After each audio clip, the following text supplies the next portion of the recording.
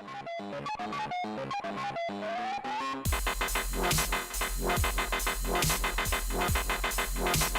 everybody. Welcome back to WWTF. You want to Fashion Game Show?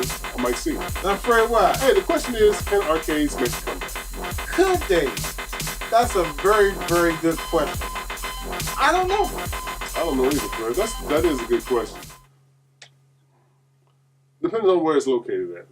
I think if they have it around, like, you know, places like movies and stuff like that, movies and arcade goes like hand in hand. You know, you get there early, you wanna just hang out or whatever. You can play some arcade games or something like that. I know the AMC over there in Rivertown, AMC over there in the Hoffman had arcade games. I've been there in a long time. They always had like arcade games up in there. Get in there early. We go in and shoot around with the little arcade games, a little Time Crisis or something like that. It was fun. It's always been fun. Now, still to this day. If I was to go there and had an arcade game, I probably would play it. So it's all about strategic location as far as where they're placed. Yeah, I mean, yeah, you made a good point. Because if you're going to the movies and you have to, like, when I go to the movies, I go in early. So I may go like an hour early because I want to be able to watch my previews. And if you're taking your kids, you may go there an hour early. And they may see an arcade and they want to go in there and spend their quarters.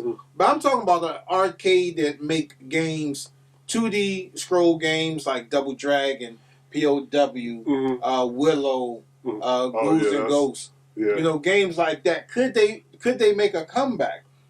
And I look at it like this. During the decline of malls, now they're putting those outside malls. They're not putting like the indoor malls. They're not building the indoor malls anymore. Right. They're building those outdoor malls. Yeah. And with people shopping online more, they're going to the mall less and less. You know what I'm saying? The only reason why people are really going to the mall to do a little bit of shopping, but if the mall has a movie theater in it, that's where they're going. And if they have like some uppity stores, and some people like myself, I don't like to shop online too much. I like to get my stuff like then and feel there. And touch. Yeah, I definitely understand. But if an arcade, and you all that's watching this, put in the comments of how arcade could make a comeback. I think they would have to. Things change with time. Yeah. So you would definitely have to have some type of VR headset in there.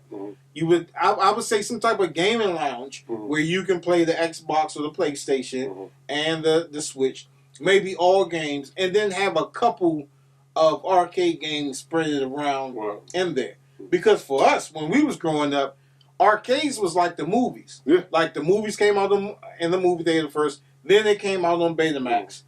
For the arcade, you played in the arcade first. Then they ported it over to the home console system. Oh boy! I remember first, you know, as far as Mortal Kombat. Then you see Mortal Kombat 2.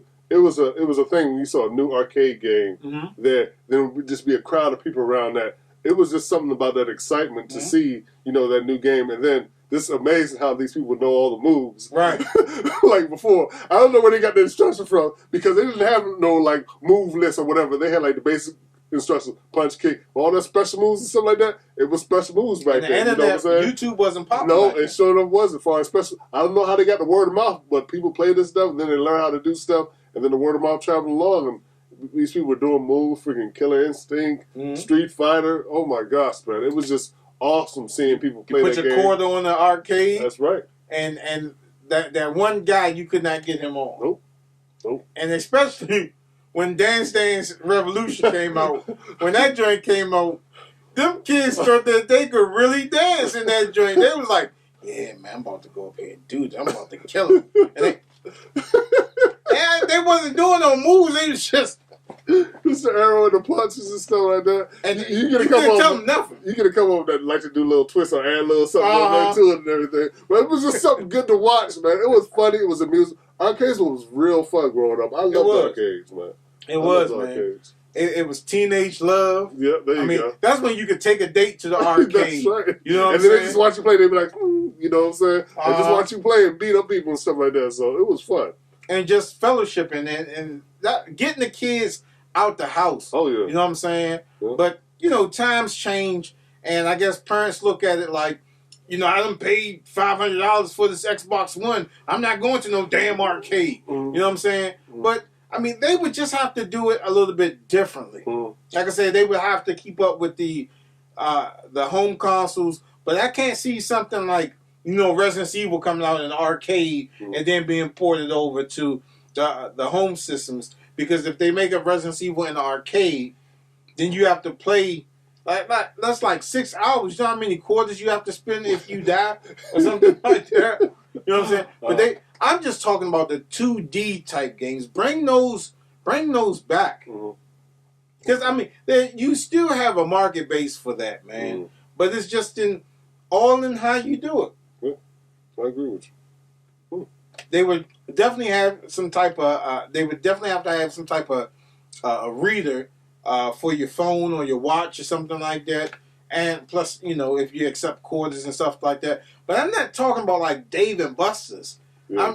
No, that's way off. I'm talking about the hardcore arcade button mashing with the joystick, those type of arcade games, man. It's just the home console feel doesn't give you what the arcade did. Yeah. That's why so many guys that like build, you know, their man cave, they'll have an arcade system in there, like my man Eric. Yeah. You can't beat that arcade feel with the home consoles. Right. That does for me, that does not replace an Xbox. No matter whether it's the Xbox Elite or the Pro or whatever, or the PlayStation Pro, that does not replace the arcade feeling for me. It's just something about that arcade, man. It's just like mesmerized. Everybody wants a man cave with an arcade system in it. That's the must. That's a prerequisite. Yes. Yeah. Wait till I get my man cave. Yes. Wait till I get mine. But arcades. Y'all, how can the arcade come back, man? Oh, that's a good question. Somebody write in the comments, what do you think? Or how would you, if somebody said, okay, I want you to open up a business, I want you to open up an arcade, how would you do it? Let's get this going, man. Pass this along. Let's YouTube, Facebook, Twitter. Let's build an arcade. There you go. Let's build an arcade. Hashtag. Tell us how we should build an arcade. Hashtag arcade comeback. Yeah, hashtag arcade comeback. There you go. It's pretty good, Fred. I like that. So, like always, you guys can hit us up at thagamersshow@gmail.com. That's The Gamer Show with an A. Don't forget to head over to the Facebook store page where you find lower prices. Don't forget to hit us up on vTime. And don't forget to subscribe and become a Gamers Club member. And please remember to like, subscribe, and follow all our social media networks, join our Steam community, and our website community where you can get some free stuff. And we'll see you next time on WWTF. Remember facts. The Gamer Show. Hashtag arcade comeback.